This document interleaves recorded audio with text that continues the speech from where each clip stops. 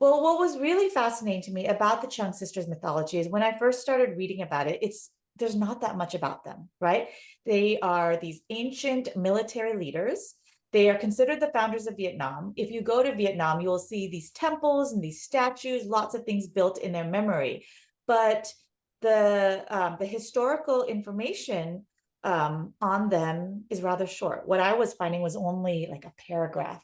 They often Wow. make up like a small sliver in Chinese history. They are considered the two queens who rebelled against the Han dynasty of China because Vietnam, the region, used to belong to the great kingdom of the Han Empire of ancient China.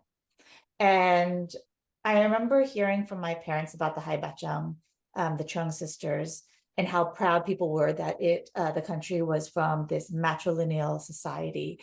And I just wondered as a writer, what would have happened if those two queens, like the story goes, that they rebelled against the Chinese and they ruled for 3 years. But then after those 3 years, they were taken over again by the Han Empire.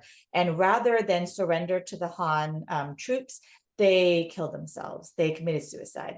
They drowned themselves into the river, or in other versions of the story, they jumped off a cliff. And I remember thinking to myself, well, what if you know, they didn't land? And so there are some myths, some versions that say like they rose to the sky.